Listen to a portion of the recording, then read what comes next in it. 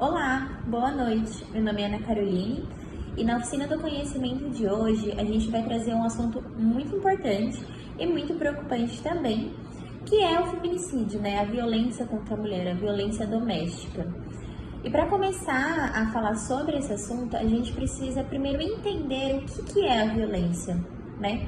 Então, segundo a filósofa Marileda Chauí, ela diz que a violência ela é toda ação, pensamento ou sentimento que reduz outra pessoa à qualidade de um objeto. Então, portanto, essa pessoa ela passa a poder ser manipulada, né? Então, a violência ela vem como toda forma de opressão, de exclusão de uma sociedade.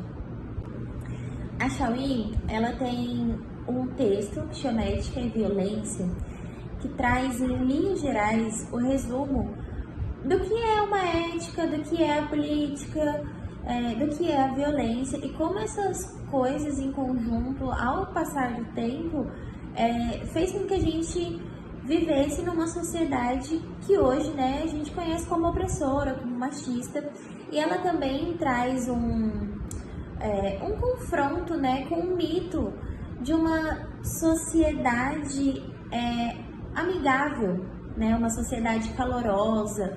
O brasileiro ele é muito receptivo, né? Então ela traz questões que vão contra essa ideia, justamente porque hoje a gente vive numa sociedade que tem vários reflexos de uma sociedade patriarcal, né? Então, para a gente entender, o patriarcalismo, ele é uma forma como a sociedade foi imposta institucionalmente de que os homens são superiores às mulheres e aos seus filhos. Então, nesse contexto, todas as relações pessoais e interpessoais, elas são baseadas na dominação, né, em deter o poder. Então, baseados em dominação e violência. Quando a gente fala de patriarcalismo, a gente tem que entender onde tudo começou.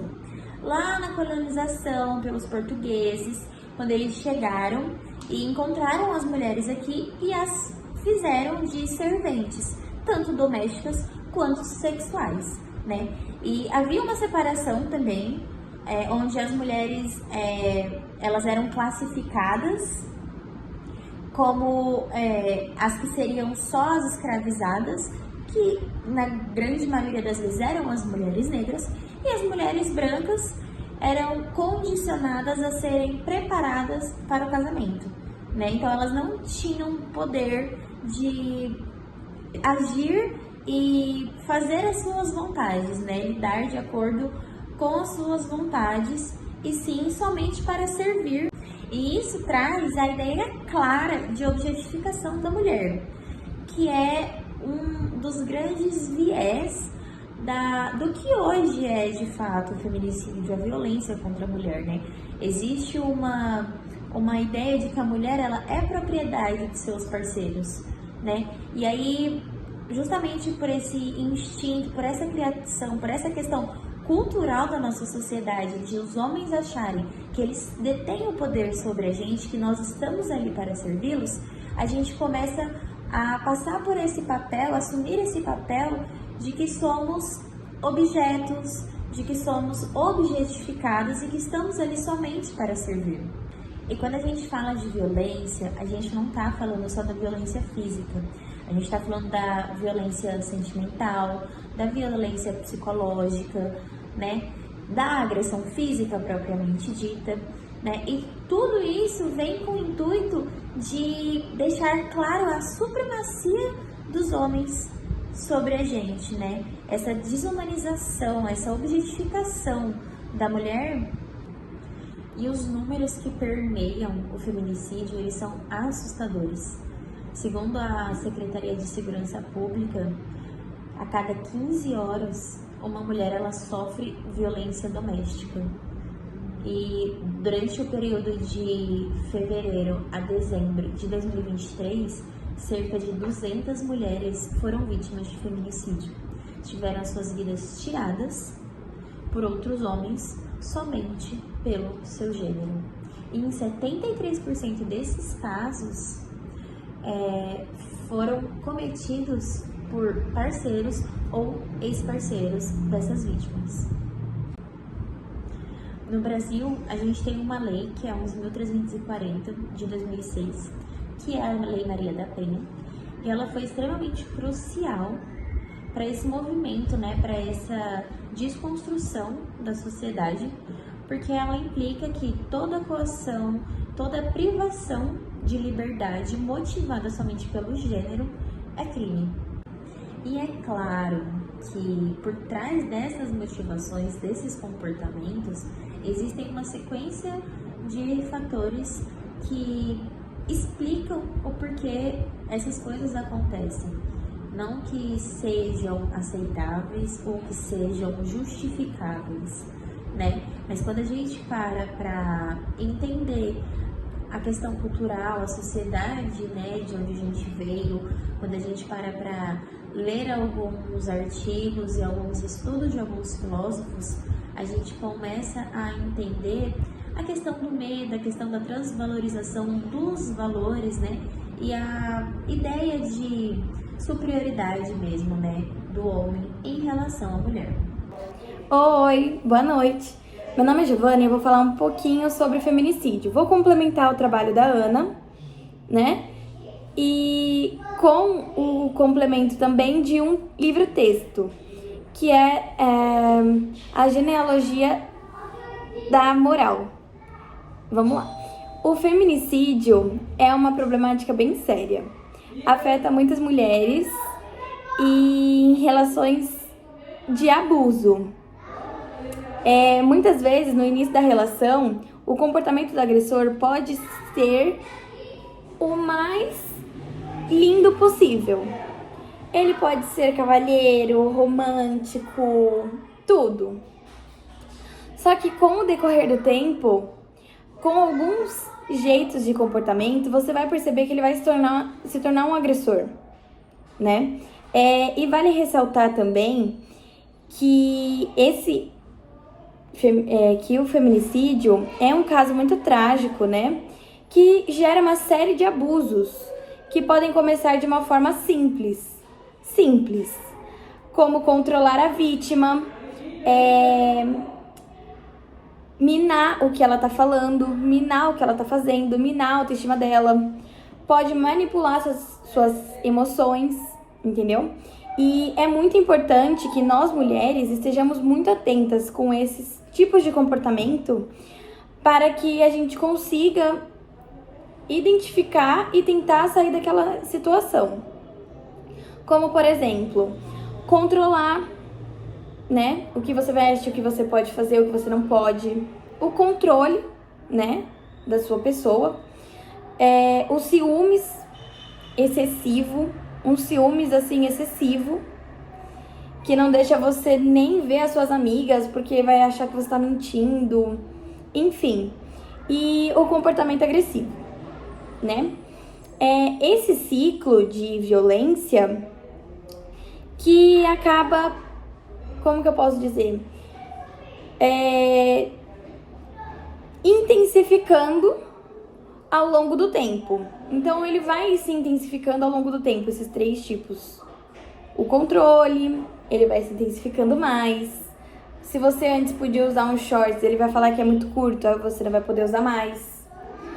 Entendeu? E assim por diante, vai se tornando algo mais intensivo ao longo do tempo.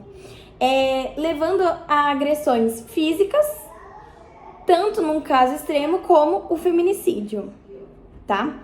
É fundamental que a sociedade ela esteja atenta a esse comportamento padrão, né? Para que esse comportamento, quando a gente vê, entendeu? A gente consiga cortar e a gente consiga gerar uma nova cultura de respeito e igualdade entre um homem e uma mulher, que não tem esse patriarcado, né, de que o homem é superior a uma mulher, e enfim, que a mulher possa viver sem medo, né? E livre de violência, essas coisas assim. Falando um pouquinho agora sobre o livro-texto. A genealogia da moral, tá? Ele faz uma breve citação sobre os sacerdotes, onde diz que a alma humana, ela se torna má, onde podemos compreender que não é uma declaração de caráter, mas sim a comprovação de que exista o bem e o mal, o ruim e o bom, tá? Vamos lá, agora eu vou explicar um pouquinho sobre essa citação. Tá basicamente dizendo que é a facilidade com que o homem se torna o que ele acaba se tornando várias coisas pela valorização do poder, né? No início, eu sou cavalheiro e tal, e no final ele se torna o oposto. Na impotência, né? Ele acaba tendo que... Ele se sente impotente por não estar no poder, entendeu? Então ele acaba gerando ódio e isso gera agressão. E uma última citação é: vontade de poder dizer respeito a toda e qualquer dimensão de conhecimento de realidade enquanto existência, a aceitação é fundamental na vida de sua vigência, tá? Em linhas gerais, o autor, ele chama de valor, ao contrário o que muitos pensam, né? Não é uma entidade utilizada, mas sim um ajuizamento moral, né? O mais normal de se dizer é uma manifestação de conflitos, tá? Eu vou encerrar por aqui. Obrigada. Bom, primeiramente, boa noite a todos. O objetivo desse vídeo curto e rápido é explorar um pouquinho da relação que há, da conexão que há entre o conceito descrito por Zygmunt Bauman de o medo líquido e o tema desse trabalho, que é feminicídio, violência contra a mulher e essa sociedade patriarcal a qual vivemos. Um tema tão atual e tão importante a ser descrito. Na sua obra, Bauman descreve uma sociedade contemporânea marcada por uma sensação difusa e onipresente de insegurança. A gente está lidando aqui com um problema global, onde as mulheres enfrentam violência física, emocional e sexual em diversas formas, infelizmente. Isso basicamente é exacerbado por normas de gênero patriarcais e desigualdade estrutural. Nesse mundo moderno que a gente vive, as estruturas sociais e institucionais tornaram-se fluidas e instáveis, segundo Bauman, deixando os indivíduos vulneráveis à incerteza e ao desconhecido. O medo aqui torna-se uma força motriz poderosa, moldando as interações sociais, políticas públicas e, inclusive, as experiências individuais de cada um. Esse medo líquido, a qual Bauman descreve, também se manifesta na esfera pública, onde as mulheres enfrentam ameaças constantes de assédio, agressão sexual e, infelizmente, feminicídio. O espaço urbano, muitas vezes percebido como hostil pelas mulheres, reflete a natureza fluida e imprevisível da sociedade contemporânea. A pergunta que fica aqui é como podemos enfrentar esse cenário desafiador. E aqui a resposta é que é imperativo abordar as causas estruturais e individuais da violência contra a mulher. Isso inclui a implementação de políticas públicas, promoção da igualdade de gênero e fortalecimento das redes de apoio às vítimas. Em resumo, a violência contra a mulher está intrinsecamente ligada ao conceito de medo líquido descrito por Bauman. Precisamos desafiar estereótipos de gênero, empoderar as mulheres e promover relações baseadas no consentimento, respeito e autonomia. Juntos podemos construir, sim, uma sociedade onde todas as mulheres vivam livres do medo e da violência.